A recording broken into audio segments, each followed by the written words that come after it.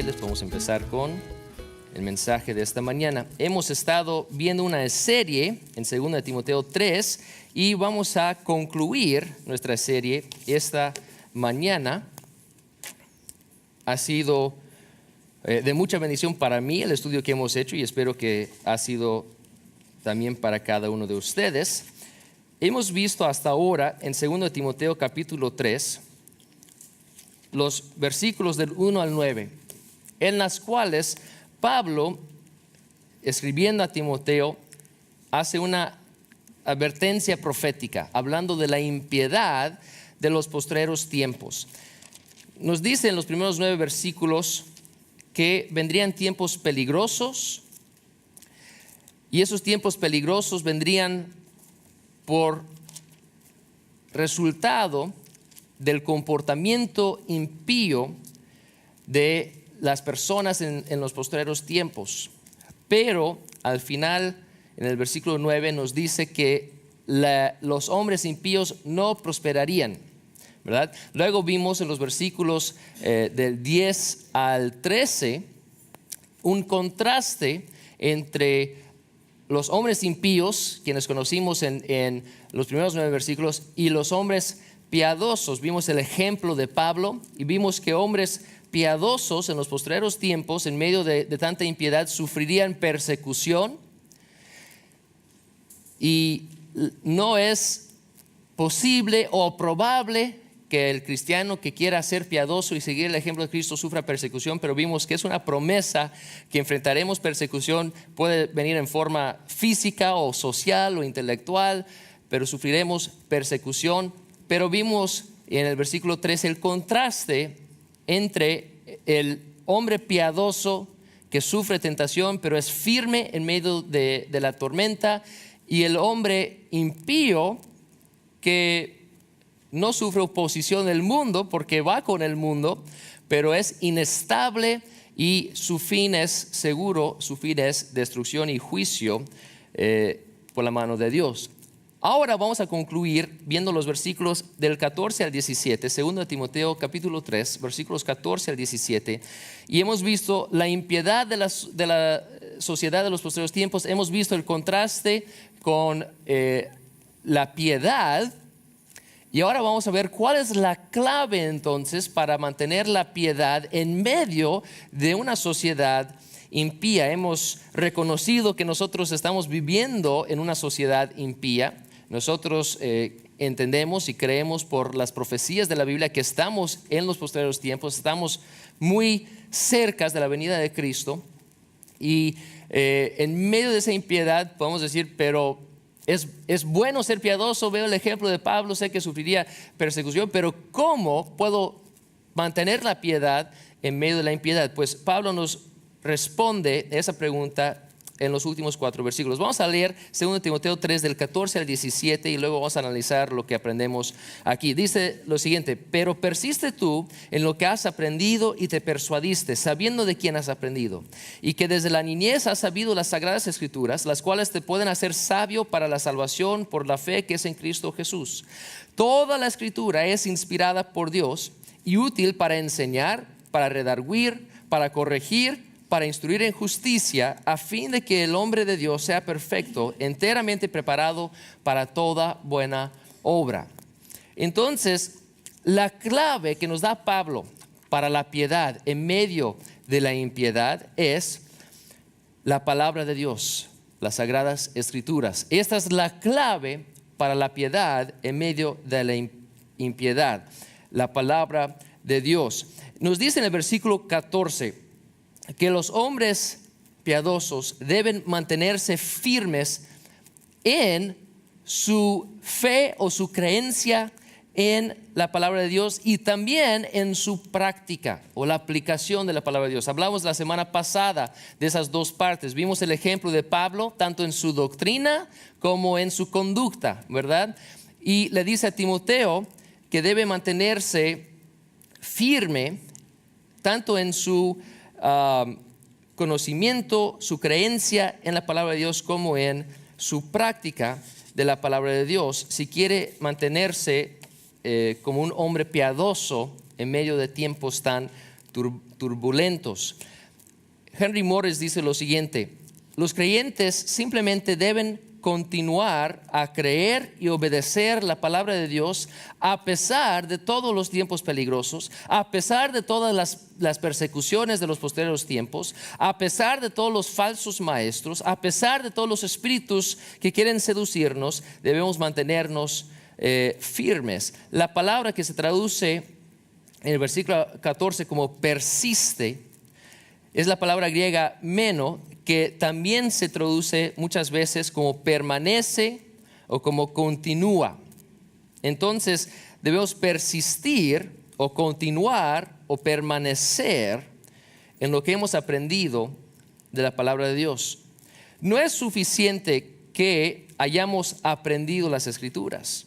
No es suficiente que estemos seguros de que las Escrituras son verdaderas. No es suficiente saber que nuestros maestros de las Escrituras nos han enseñado la verdad. Es importante todo eso, pero no es suficiente. Timoteo sabía todas esas cosas. Timoteo sabía qué decían las Escrituras, sabía que las Escrituras eran verdaderas, sabía que su maestro Pablo le había enseñado la verdad, pero Pablo le instruyó continuar, persistir, permanecer en las Escrituras. O sea, él tenía que hacer lo que decían las Escrituras, poner en práctica lo que había aprendido, poner en práctica lo que sabía que era correcto. Es una cosa saber lo que es correcto y es otra cosa hacer lo que es correcto. Tenemos que obedecer, o todo el conocimiento que tenemos de las Escrituras no nos van a servir de nada. El primer paso es saber qué dice la palabra de Dios. El segundo paso es obedecer lo que dice la palabra de Dios. Así que la clave para la piedad en medio de una sociedad impía es continuar, permanecer, persistir en la creencia y la práctica de las enseñanzas de la palabra de Dios. ¿Por qué las Escrituras son tan claves para nuestra piedad? Pablo nos da, yo creo, 3 respuestas a esta pregunta en los siguientes 3 versículos, y vamos a verlos uno por uno.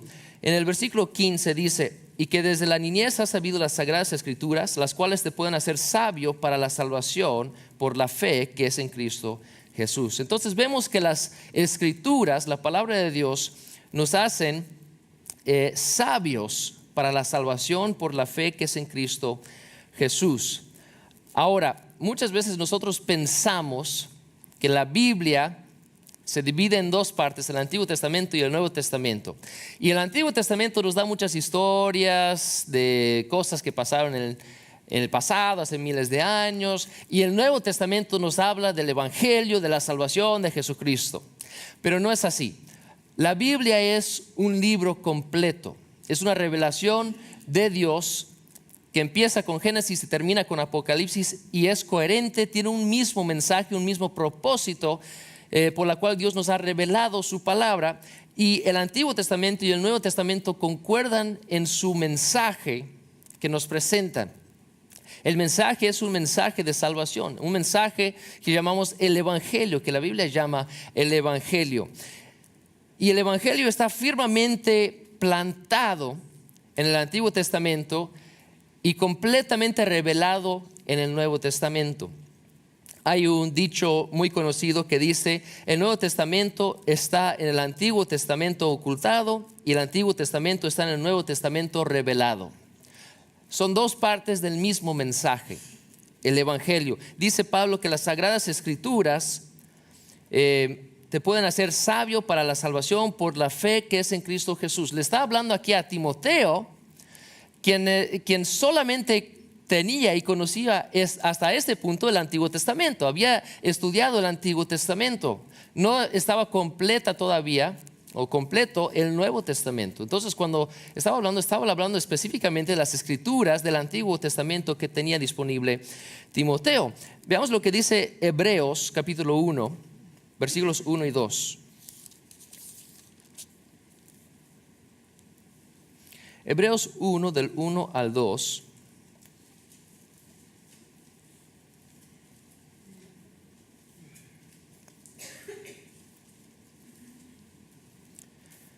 Dice así: Dios, habiendo hablado muchas veces y de muchas maneras en otro tiempo a los padres por los profetas, en estos postreros días nos ha hablado por el Hijo, a quien constituyó heredero de todo y por quien asimismo hizo el universo. Brinquemos hasta el capítulo 2, versículos 1 al 4. Por tanto, es necesario que con más diligencia atendamos a las cosas que hemos oído, no sea que nos deslicemos. Porque si la palabra dicha por medio de los ángeles fue firme, y toda transgresión y desobediencia recibió justa retribución, ¿cómo escaparemos nosotros si descuidamos una salvación tan grande? La cual, habiendo sido anunciada primeramente por el Señor, nos fue confirmada por los que oyeron, testificando Dios juntamente con ellos, con señales y prodigios y diversos milagros y repartimientos del Espíritu Santo según su voluntad. Entonces, nos dice aquí Hebreos que Dios habló en tiempos antiguos por profetas, reveló el Antiguo Testamento por medio de los profetas, pero ahora dice, ha revelado por medio de su Hijo Jesucristo la completación. Si es una palabra, completación de, no es una palabra, me están diciendo, no. El cumplimiento, ¿verdad?, de el Antiguo Testamento. El Evangelio comienza en el libro de Génesis, se predica a lo largo de toda la Biblia y termina con el libro de Apocalipsis. Si analizamos el mensaje del Evangelio, vemos que eso es cierto. El Evangelio nos dice primeramente que Dios es creador de todas las cosas y como tal tiene autoridad sobre nosotros, su creación. Eso empieza desde Génesis 1, hablando de, en el primer versículo de la creación de Dios al mundo.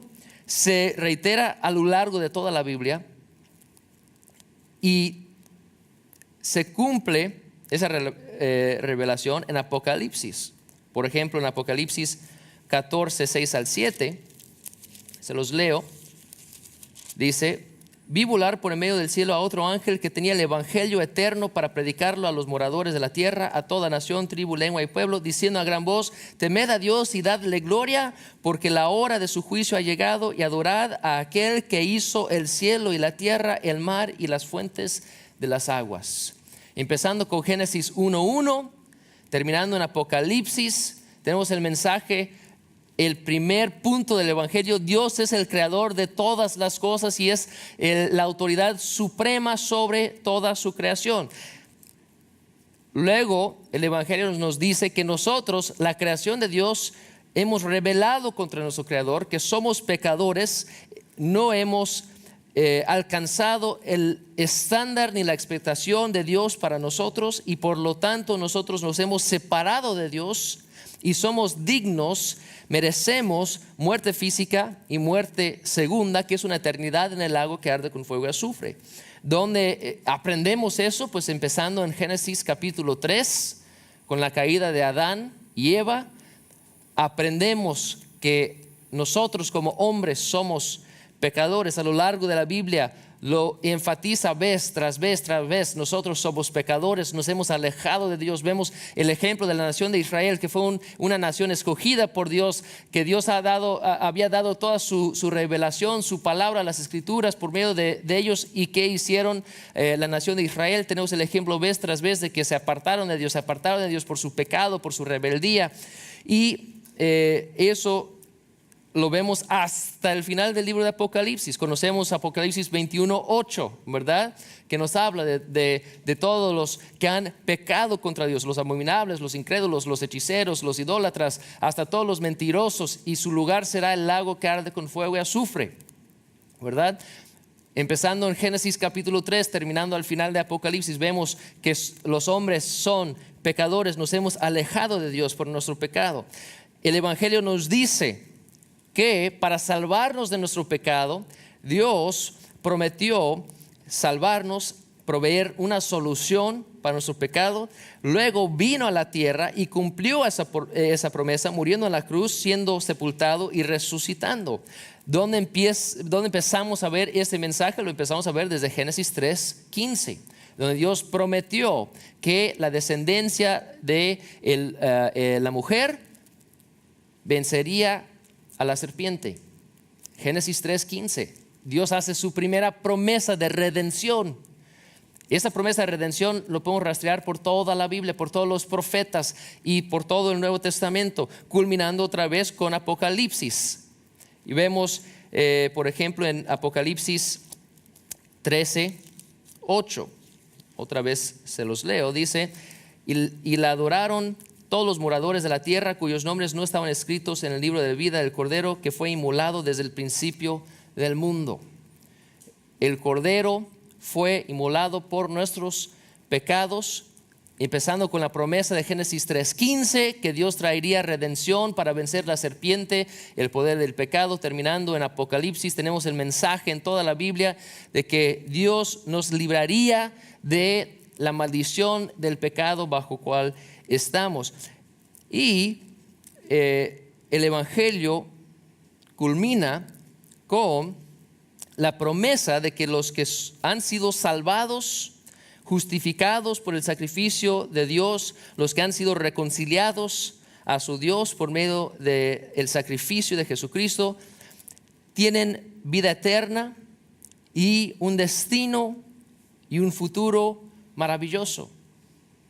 Tenemos la promesa, después de ser redimidos, de un futuro maravilloso, de vida eterna. Esto empieza otra vez desde el Antiguo Testamento, culminando con el último capítulo de Apocalipsis, que nos dice cómo será la eternidad para los que tenemos vida eterna, sin lágrimas.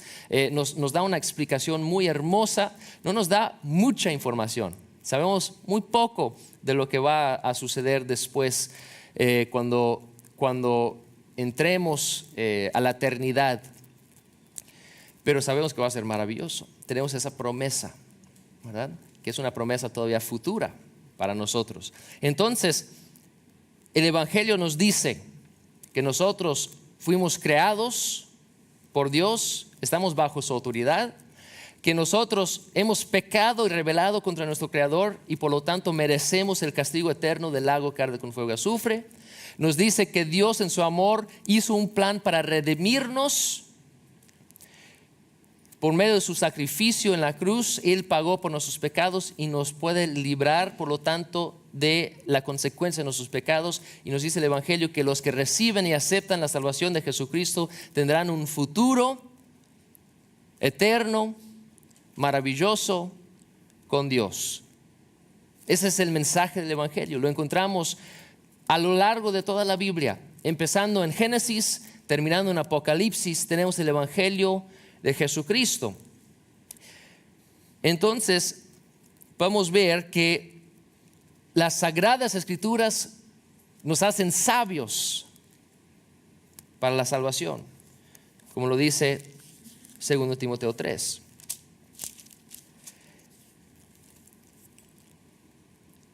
Nosotros pensamos a veces del Evangelio como un mensaje que empieza en Romanos 3:23 y luego sigue por Romanos 6:23 y luego sigue por Apocalipsis 21:8 y luego sigue por Romanos 5:8. Pensamos que es un pequeño mensaje dentro de la Biblia. La Biblia nos habla de muchas cosas y el Evangelio es una de esas muchas cosas. Pero la Biblia tiene como propósito revelarnos cómo ser salvos, cómo ser reconciliados con nuestro Dios, con nuestro Creador, que nos ama y quiere que nosotros tengamos vida eterna. Desde la niñez has sabido las Sagradas Escrituras, las cuales te pueden hacer sabio para la salvación por la fe que es en Cristo Jesús. Entonces, las Escrituras nos hacen sabios para salvación. Todas las Escrituras, no solamente algunos versículos. De hecho, el Evangelio fue predicado del Antiguo Testamento por Cristo, por los apóstoles y por la iglesia primitiva, quienes no tenían en su forma completa el Nuevo Testamento todavía. Pero veamos lo que dice Juan 5:39.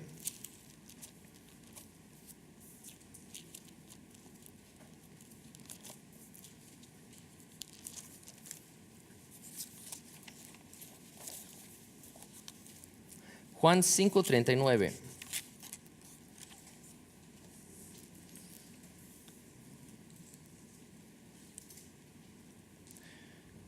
Jesús está hablando aquí, defendiéndose contra las acusaciones de incrédulos que no creen que Él es quien dice ser.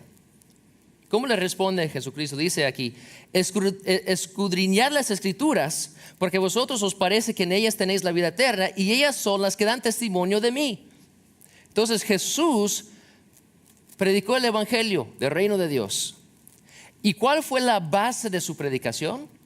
Dice: las sagradas Escrituras son las que hablan de mí, son las que dan testimonio de lo que yo estoy diciendo, dan testimonio de que yo estoy diciendo la verdad. No estoy viniendo con un mensaje nuevo, nunca jamás escuchado. Él dijo, todo lo que yo estoy predicando concuerda con todo lo que se ha revelado hasta ahora en el Antiguo Testamento por los profetas. Ahora, ustedes creen en los profetas, creen en las Escrituras. Si verdaderamente creen que estas Escrituras vienen de Dios, y es cierto que vienen de Dios, entonces deben creerme a mí, porque todo lo que yo les estoy diciendo concuerda con lo que está escrito en las Escrituras. Jesús predicó el Evangelio usando el Antiguo Testamento, las Escrituras, que son útiles para hacernos sabios para la salvación.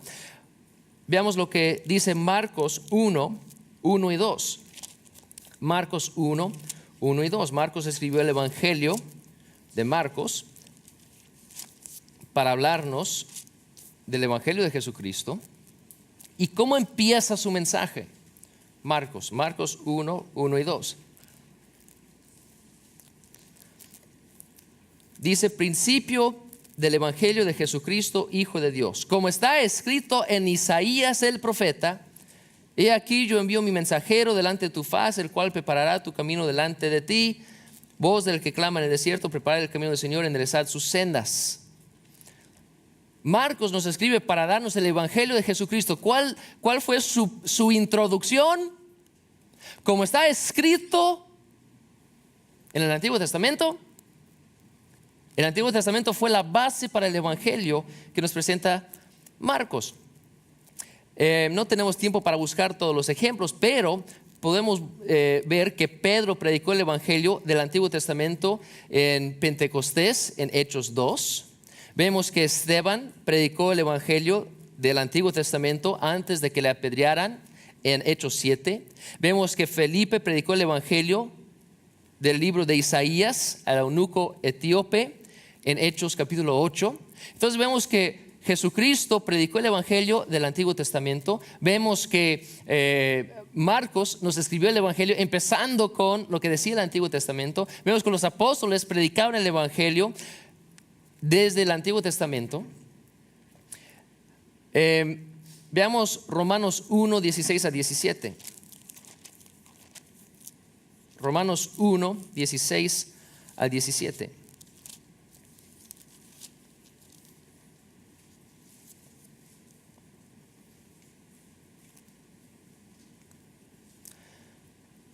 Pablo está escribiendo aquí, Romanos 1, 16 al 17. Y dice: porque no me avergüenzo del Evangelio, porque es poder de Dios para salvación a todo aquel que cree, al judío primeramente y también al griego, porque en el Evangelio la justicia de Dios se revela por fe y para fe, como está escrito: mas el justo por la fe vivirá. ¿Qué da Pablo para su argumento a favor del Evangelio? Pues está escrito en el Antiguo Testamento, en el libro de Habacuc: el justo por su fe vivirá. Esa fue la base del Evangelio de Pablo, que fue por fe en Jesucristo, no por obras, que fue la idea común en ese tiempo entre los judíos. Veamos lo que dice 1 Corintios 15. 1 Corintios 15, versículos 3 al 4. Pablo está escribiendo otra vez aquí a otros recipientes. 1 Corintios 15, del 3 al 4. Y aquí expone el mensaje del Evangelio. Pero ¿cuál es la base del Evangelio de Pablo? Dice: porque primeramente os he enseñado lo que asimismo recibí, que Cristo murió por nuestros pecados conforme a las Escrituras, y que fue sepultado y que resucitó al tercer día conforme a las Escrituras. ¿Cuál fue la base del Evangelio de Pablo? conforme a las Escrituras, así como lo dice en el Antiguo Testamento, así como lo prometió Dios. Dios cumplió sus promesas de redención. Cristo vino y murió por nosotros. El Nuevo Testamento está repleto con citas del Antiguo Testamento que se usan por todos los diversos autores del Nuevo Testamento para exponer, confirmar y defender el Evangelio. ¿Cuál es la base del Evangelio del Nuevo Testamento? Es el Antiguo Testamento. Y sin el Antiguo Testamento no tenemos el fundamento para el Evangelio que encontramos revelado completamente en el Nuevo Testamento. Mira lo que dice Romanos 15:4.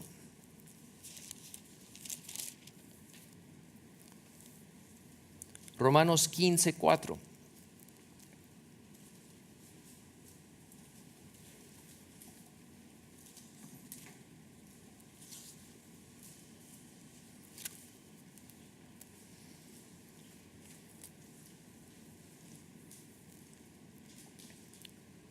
Dice, porque las cosas que se escribieron antes para nuestra enseñanza se escribieron a fin de que por la paciencia y la consolación de las Escrituras tengamos esperanza.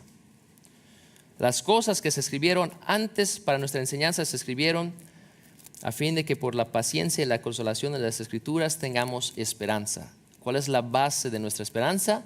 Las cosas que se han escrito en la palabra de Dios, empezando con el libro de Génesis, culminando ahora con la revelación completa que termina en Apocalipsis. Toda la Escritura es útil para hacernos sabios, para obtener la salvación que se encuentra por medio de la fe en Cristo Jesús. El Evangelio fue confirmado usando el Antiguo Testamento por personas tales como los hermanos de Berea. Veamos lo que pasó en Hechos 17, versículos 10 al 12. Hechos 17, versículos 10 al 12.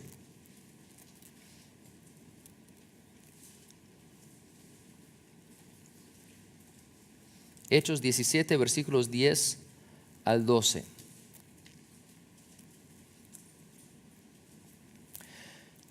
Dice, inmediatamente los hermanos enviaron de noche a Pablo y a Silas hasta Berea, y ellos, habiendo llegado, entraron en la sinagoga de los judíos.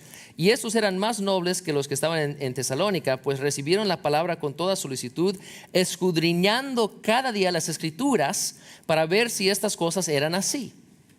Así que creyeron muchos de ellos, y mujeres griegas de distinción, y no pocos hombres. Los hombres de Berea escucharon lo que Pablo estaba predicando, pero creyeron lo que estaba predicando solo porque lo dijo Pablo. No, dijeron, ok, escuchamos lo que está diciendo, pero vamos a ver en el Antiguo Testamento, las escrituras que ellos tenían, si esas cosas son ciertas. Cuando escudriñaron las escrituras, vieron que todo lo que Pablo estaba predicando era cierto, confirmando el Antiguo Testamento, y el Antiguo Testamento confirmando el mensaje de Pablo, y creyeron muchos por el testimonio del Antiguo Testamento, que los hizo sabios para la salvación. Timoteo había aprendido, de acuerdo con Pablo, las escrituras desde su niñez. Dice en 2 Timoteo 3:15, y que desde la niñez has sabido las sagradas escrituras, las cuales te pueden hacer sabio para la salvación por la fe que es en Cristo Jesús. Timoteo había aprendido las sagradas escrituras desde su niñez. Aprendemos en otras epístolas que su mamá y su abuela, siendo mujeres piadosas judías, inculcaron un amor para la palabra de Dios en el corazón del joven Timoteo, y eso le preparó a Timoteo recibir el mensaje del Evangelio cuando Pablo vino a predicarlo en Listra. Timoteo vivía en Listra, entonces seguramente escuchamos lo que pasó en Listra la semana pasada, ¿verdad? Las persecuciones que Pablo enfrentó. ¿Quién estaba en Listra cuando eso estaba sucediendo? Pues Timoteo, un joven judío que amaba las escrituras porque su mamá y su abuela le habían inculcado esas escrituras. Entonces, cuando Pablo pasó en su primer viaje misionero por Listra, Timoteo estaba listo para escuchar y recibir el Evangelio porque conocía las Escrituras. Y como él conocía las Escrituras, podía ver que Cristo, el Cristo que Pablo estaba predicando, cumplió las profecías y fue el cumplimiento del Antiguo Testamento. Y él recibió a Cristo y siguió en los pasos de Pablo. Por cierto, podemos hacer una pausa aquí para enfatizar la importancia como papás de inculcar en nuestros hijos un amor por las Escrituras. El trabajo que hicieron la mamá y la abuela de Timoteo le prepararon para que él recibiera a Jesucristo, la salvación de Jesucristo, por su conocimiento de las Escrituras. Si no hubiera tenido esa base en su vida, no podría haber estado preparado para cuando llegaba Pablo con el mensaje del Evangelio. Nosotros debemos inculcar en nuestros hijos un amor por la palabra de Dios, porque únicamente la palabra de Dios es lo que les puede hacer sabios para la salvación. Y si nosotros no inculcamos en nuestros hijos un amor por la palabra de Dios, ¿de dónde vendrá la sabiduría para alcanzar la salvación? Solamente se encuentra en la palabra de Dios. Veamos lo que dice Romanos 10, versículo 17. Romanos 10, versículo 17.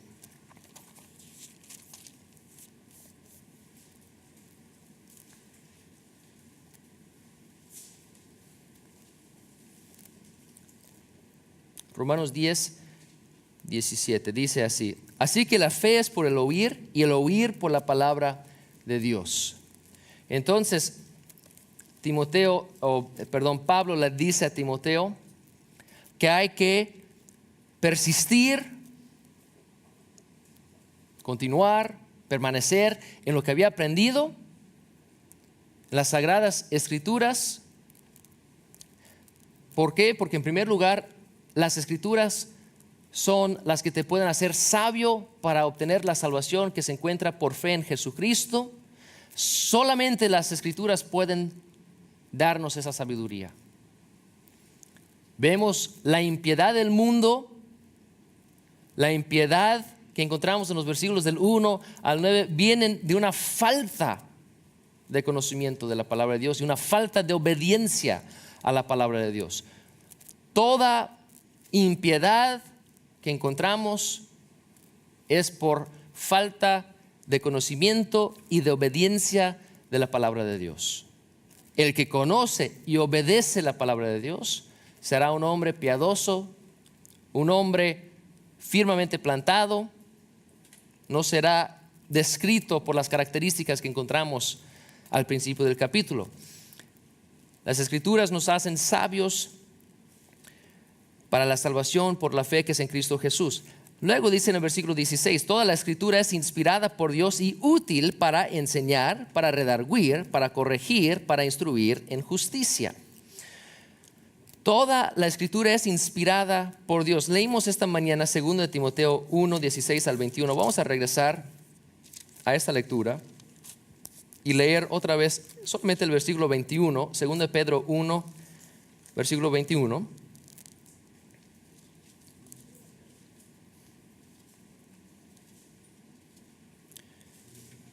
Segundo de Pedro 1, 21 nos dice: porque nunca la profecía fue traída por voluntad humana, sino que los santos hombres de Dios hablaron siendo inspirados por el Espíritu Santo. Y en 2 Timoteo 3, 16 dice Pablo: toda la Escritura es inspirada por Dios. Entonces la Escritura no viene de sabiduría humana, no viene de la opinión de alguna persona, sino viene directamente de Dios. Solamente en el Antiguo Testamento la frase "así dice el Señor" o una frase similar a esa se utiliza más de 2000 veces. Más de 2000 veces, solamente hablando del Antiguo Testamento. Así ha dicho el Señor. El mensaje no venía de los hombres, el mensaje venía de Dios por medio de los hombres. Todo lo que está registrado en la palabra de Dios son las palabras, la revelación directa de Dios. No es el récord o el registro de lo que teólogos nos han dicho acerca de Dios. No es el registro de opiniones de ciertas personas acerca de Dios.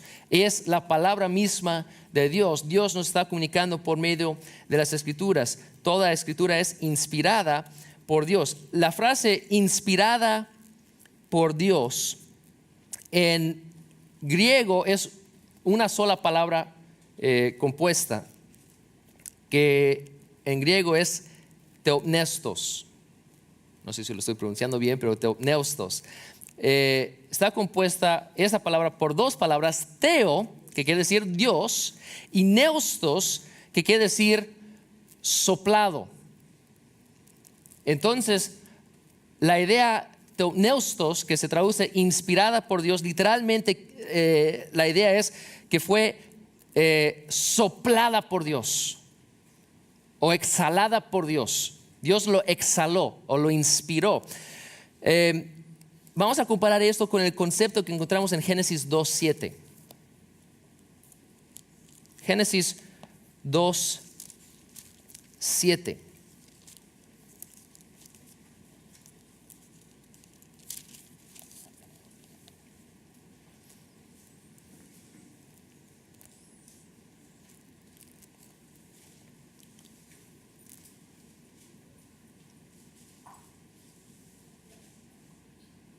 Génesis 2:7 dice lo siguiente: entonces Jehová Dios formó al hombre del polvo de la tierra y sopló en su nariz aliento de vida, y fue el hombre un ser viviente. Dios sopló, inspiró vida en el cuerpo de Adán. Veamos lo que dice el Salmo 33, versículo 6. Salmo 33, versículo 6.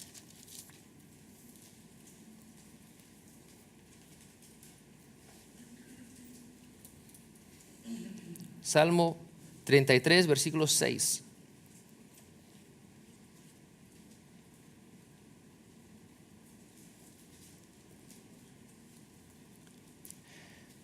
Dice: por la palabra de Jehová fueron hechos los cielos, y todo el ejército de ellos por el aliento de su boca. Con decir la palabra, apareció todo. Dios, con su aliento, crea universos, da vida a objetos inanimados. Y la Biblia nos dice que la palabra de Dios no es simplemente una colección de palabras, no es simplemente opiniones de hombres acerca de Dios, sino que fue inspirado, soplado por la misma voz, por el mismo aliento de Dios. Uno casi puede visualizar Dios soplando, inspirando su palabra. Con su aliento creó las Escrituras, con su aliento le otorgó vida a las palabras de su palabra.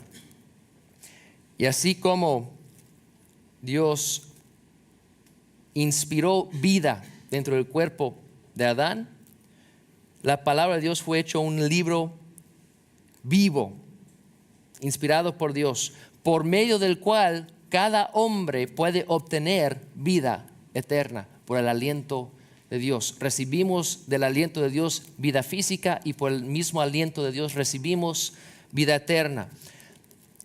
La Biblia dice ser la palabra directamente dicha por el aliento creativo del Dios Todopoderoso. Pueden ver por qué dice que es útil para nosotros.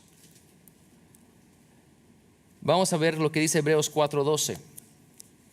Hebreos 4:12.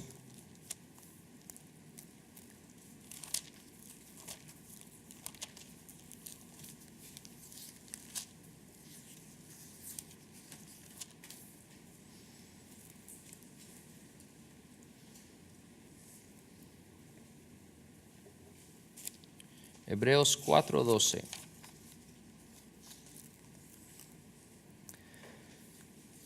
Dice, porque la palabra de Dios es viva y eficaz y más cortante que toda espada de dos filos y penetra hasta partir el alma y el espíritu, las coyunturas y los tuétanos y discierne los pensamientos y las intenciones del corazón. Veamos lo que dice 1 de Corintios 15:45. 1 de Corintios 15:45.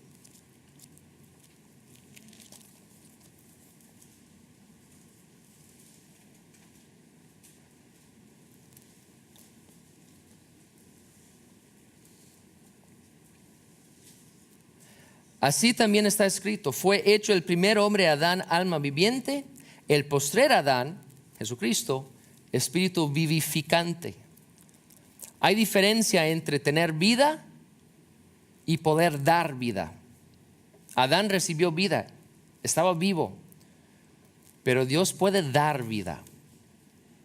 La palabra de Dios ciertamente es palabra viva, dotada por Dios con vida y su espíritu vivificante. O sea, es útil, no solamente es palabra viva, sino es útil para dar vida.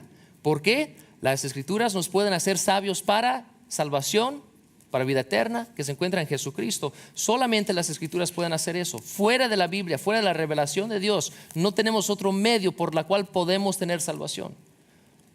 Si no es por la palabra inspirada por Dios, no tenemos otro medio. Toda escritura es inspirada por Dios y dice es útil. Vamos a regresar a 2 Timoteo 3.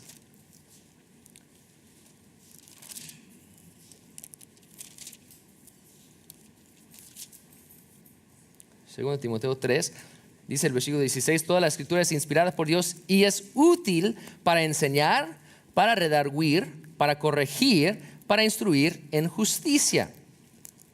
Entonces, es útil para nuestra vida. Recuerda, es la clave para mantener la piedad en medio de una sociedad impía. Primeramente nos dice que es útil para enseñar. ¿Qué nos enseña la palabra de Dios?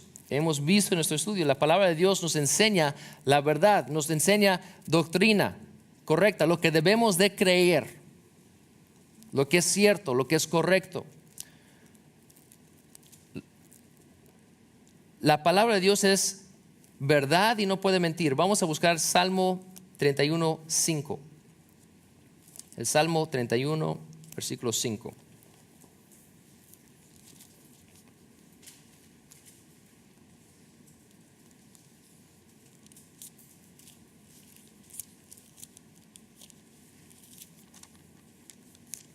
El Salmo 31:5. La palabra de Dios, Dios es verdad y no puede mentir, por lo tanto su palabra es verdad y no miente. Salmo 31:5 dice, en tu mano encomiendo mi espíritu, tú me has redimido, oh Jehová, Dios de verdad. Está descrito como Dios de verdad. Conocemos el versículo famoso en Juan 14:6 que dice, Jesús le dijo, yo soy el camino y la verdad y la vida, nadie viene al Padre sino por mí. Jesús dice, yo soy la verdad. Dios es Dios de verdad, Jesucristo es la verdad. Hebreos 6:18.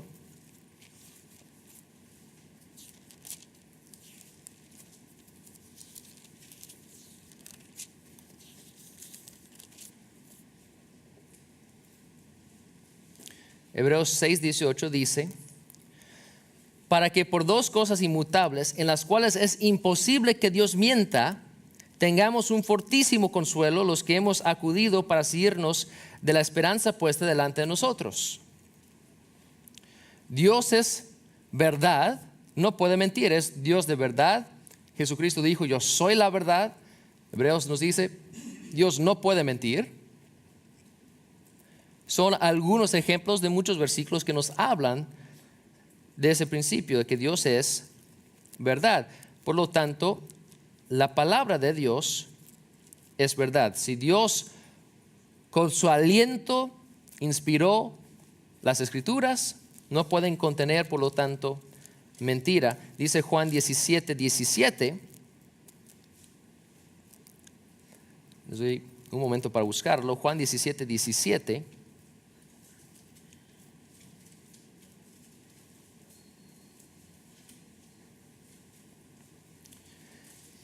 Dice, santifícalos en tu verdad, tu palabra es verdad.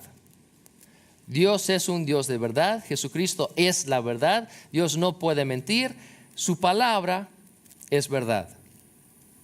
Por lo tanto, es útil para enseñarnos la verdad. La Biblia es la única fuente absoluta de verdad que nosotros tenemos.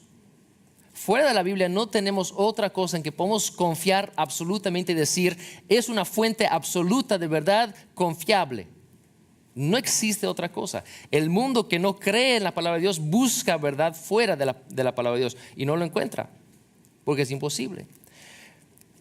Es el único libro que el Dios de verdad escribió para revelarnos lo que es cierto, lo que es verdadero y lo que no es. Es nuestro fundamento por conocer la verdad.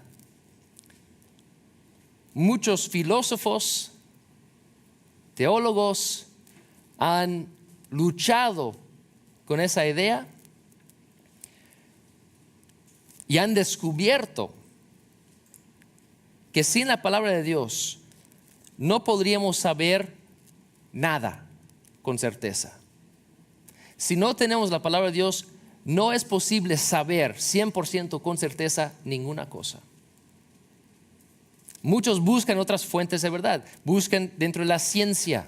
La ciencia nos dice la verdad. Pero ¿qué es la ciencia? Es el conocimiento humano. ¿Y en qué está basado?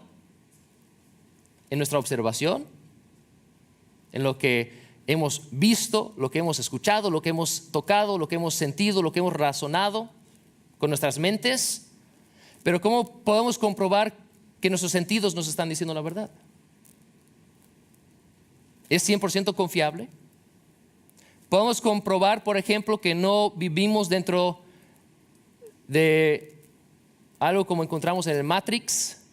¿Han visto la película Matrix? Todo el mundo fue simplemente una ilusión. Estaban dentro de no sé cómo lo llamarían, cápsula. Todo lo que pensaron ver, sentir, escuchar, realmente fue estímulo dentro de su cerebro. No estaban viendo nada de lo que pensaron que estaban viendo. ¿Se acuerdan del concepto? Ahora, si la palabra de Dios no es verdad, ¿cómo podemos comprobar que eso no es cierto? Pues es que veo, pero ¿cómo puedes comprobar que lo que ves es cierto?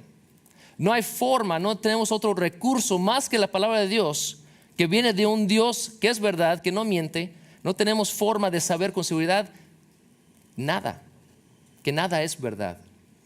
Es el único recurso, la única fuente de verdad que es absoluta y 100% confiable. Por lo tanto, es el recurso más valoroso y más importante que nosotros tenemos en este mundo, la palabra de Dios. Si no tenemos nada más en el mundo, no podemos perder esto, porque sin esto no hay ancla para sanidad. El tener sabiduría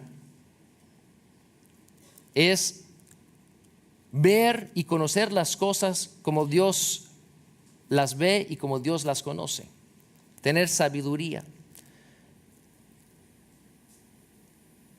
¿Cómo puede uno obtener sabiduría? Pues nos dice la Biblia que la palabra de Dios. Proverbios 2:6.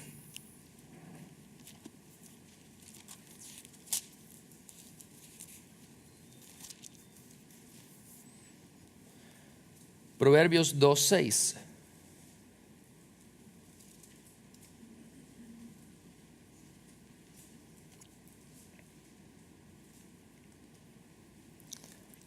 Dice, porque Jehová da la sabiduría y de su boca viene el conocimiento y la inteligencia. ¿De dónde? De la boca de Dios. El aliento de Dios, la palabra inspirada por Dios es lo que nos da sabiduría. Fuera de eso, ¿cómo vamos a ser sabios? No hay forma de ser sabio si no empezamos aquí en la palabra de Dios. Debemos tener sana doctrina. La Biblia nos dice que debemos tener sana doctrina. Debemos creer la verdad. Ahora, ¿por qué no creeríamos la verdad? Alguien dice, no me interesa saber la verdad, quiero creer una mentira. Nadie quiere creer una mentira, ¿verdad? Todos queremos saber cómo son las cosas en realidad. Queremos saber la verdad. Pero ¿cómo podemos hacerlo? Solamente hay una forma de conocer la verdad y es por medio de las Escrituras. Es por eso que el diablo es tan vehemente al atacar la palabra de Dios. El padre de mentiras ataca con vigor la palabra de Dios y lo ha hecho desde Génesis hasta ahora. Atacó la palabra de Dios cuando le dijo a Eva, con que Dios ha dicho, atacó la palabra de Dios. Dios le dijo la verdad, si comes del fruto de ese árbol ciertamente morirás. Dios dijo eso, no es verdad. Atacó la verdad, atacó la palabra de Dios. Lo ha hecho desde entonces hasta ahora. Deben leer las biografías de hombres que han traducido la palabra de Dios y la oposición y la persecución que enfrentaron solo por traducir la palabra de Dios. Satanás ha atacado siempre la palabra de Dios. Hasta con Jesucristo en su tentación en el desierto atacó la palabra de Dios. Pero nos dice Pablo, 2 Timoteo 3, 16, que la palabra de Dios, las Escrituras, son útiles para enseñarnos, para decirnos la verdad, para decirnos qué debemos de creer. Pero también nos dice, y estoy regresando a 2 Timoteo 3, también nos dice que es útil para redarguir. ¿Qué es redarguir? Es mostrarnos dónde estamos mal. Entonces, la palabra de Dios es útil para enseñarnos lo que es verdad. También es útil para mostrarnos cuando estamos mal, cuando no coincidimos con lo que es verdad. Mira lo que dice Apocalipsis 3, 19. Apocalipsis 3, 19.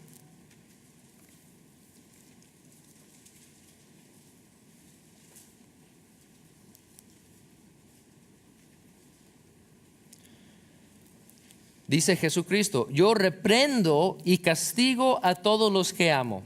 Sé pues celoso y arrepiéntate. Jesucristo, la palabra de Dios, nos va a reprender cuando estamos mal. De hecho, en Tito, Pablo dice que nosotros debemos hacer lo mismo, reprender a las personas que están mal. Tito capítulo 1, versículo 13. Estamos en 2 Timoteo 3, Tito es el siguiente libro, debe ser tal vez en la misma página o en la próxima. Tito 1:13 dice, este testimonio es verdadero, por tanto, como es verdadero, repréndelos duramente para que sean sanos en la fe. ¿Qué hay que hacer cuando alguien está mal? Reprenderlos. ¿Con qué intención? Corregir cuando están mal para que vean la verdad y practiquen la verdad. La Biblia nos muestra lo que es cierto y nos dice cuando estamos mal. Tito 2:15, en la misma página, dice, esto habla y exhorta y reprende con toda autoridad, nadie te menosprecie. Debemos basarnos en la palabra de Dios, en la verdad de la Biblia, y cuando alguien está mal, reprender. Mira, estás mal porque la Biblia dice esto.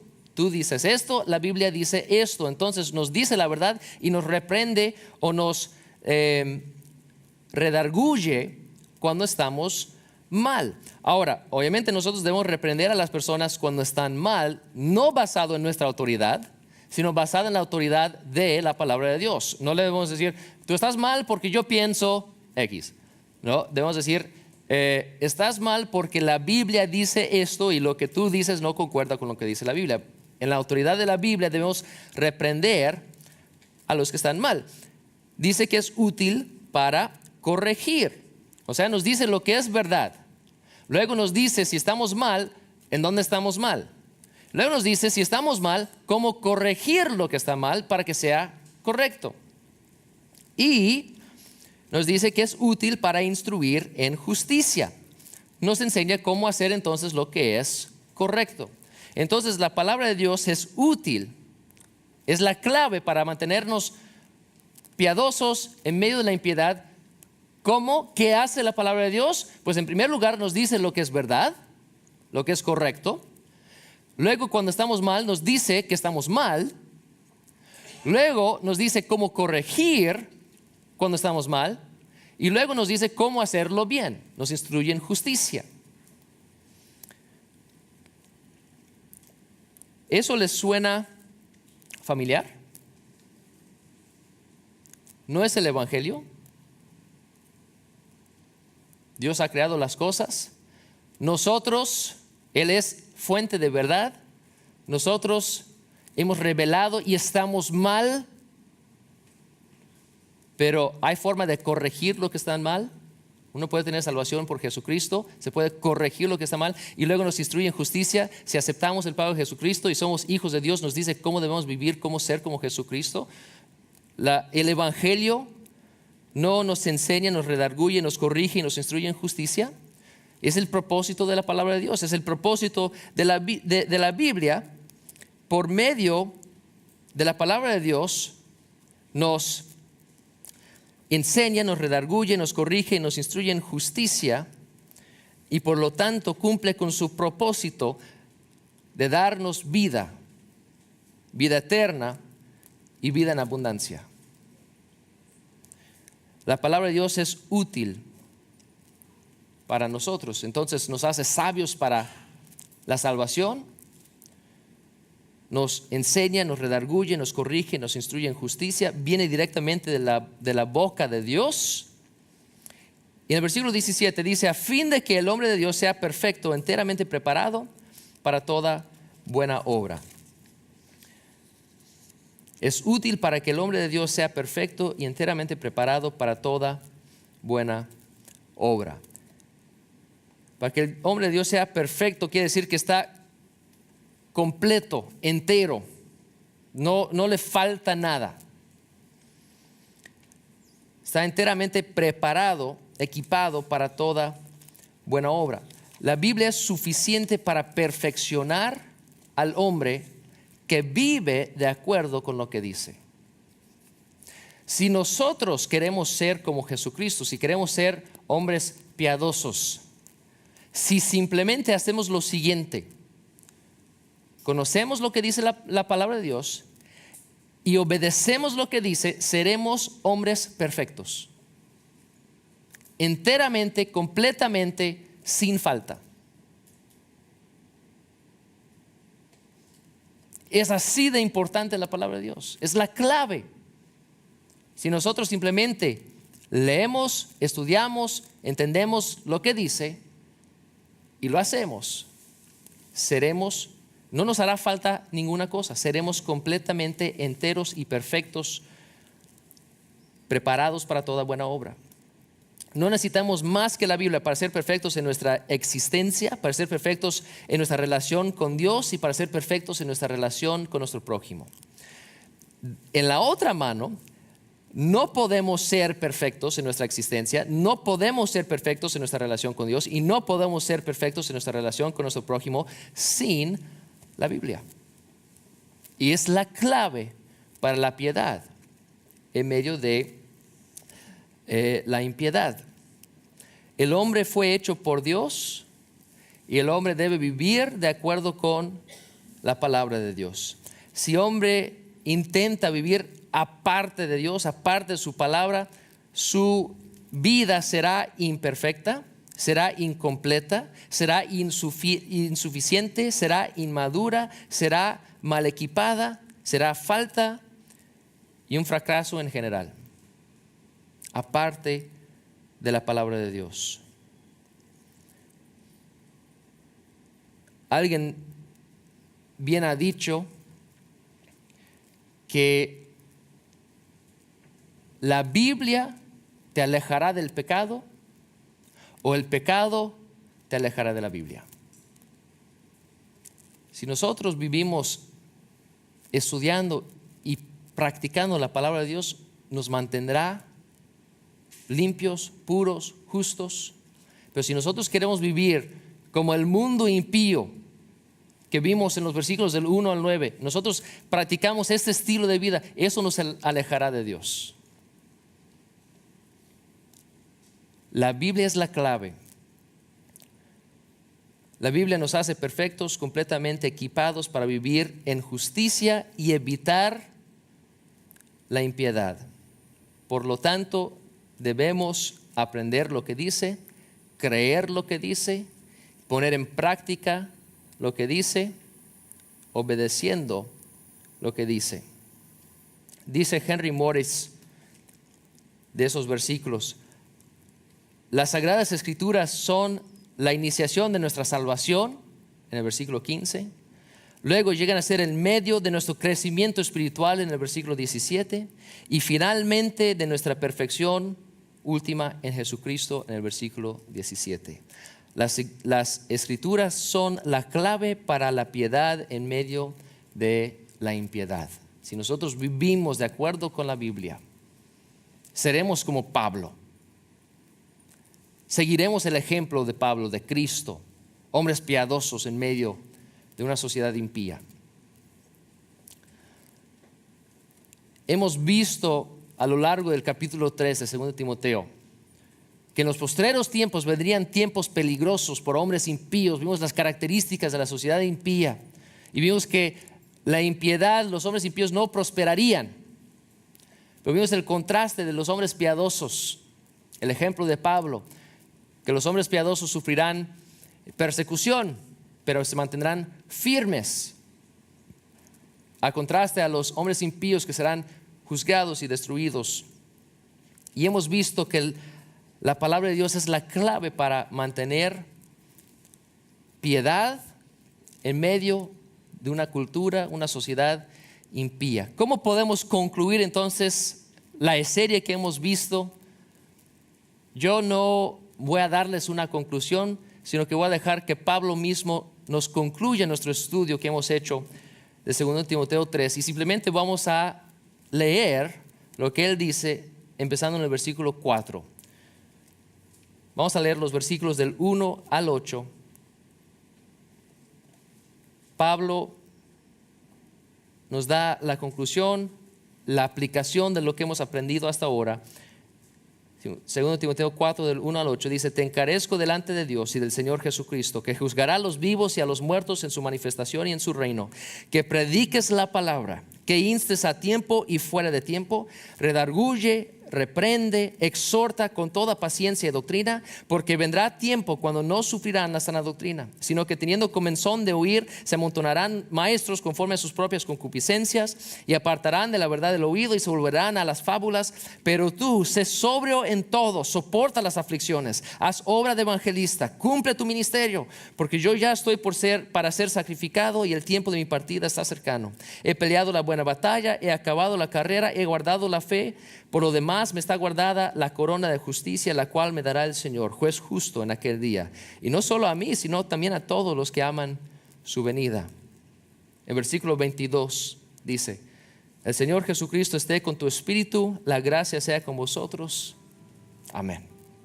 Con eso Pablo se despide de Timoteo, se despide de nosotros, se despide del mundo, se prepara para ir a estar con su Señor, habiendo peleado una buena batalla, habiendo corrido una buena carrera.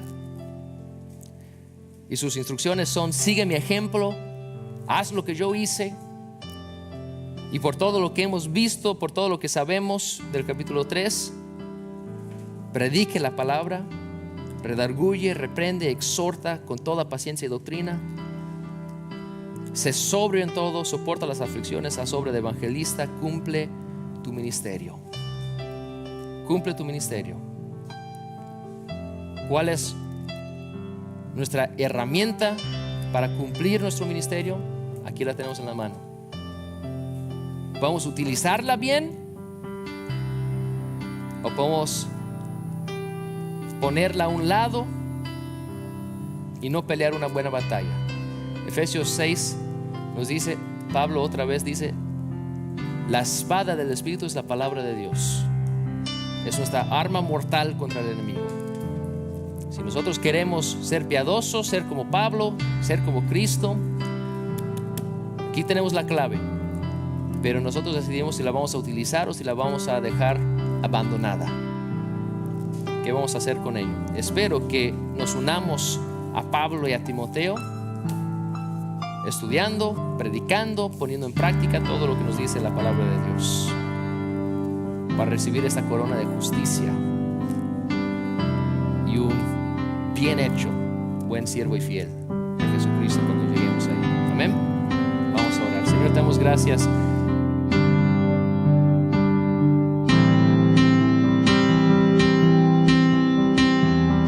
Gracias por tu tiempo. Pero antes que vayas, ¿sabes si tienes un lugar en los cielos? Si no, quiero invitarle a ver nuestro video que está explicando el plan de salvación, donde tú puedes saber 100% que tiene un lugar en los cielos. También tenemos otros videos que quiero ofrecerle para ver por su crecimiento espiritual. Gracias nuevamente por estar aquí con nosotros hoy. Nos vemos esta próxima semana. Dios le bendiga.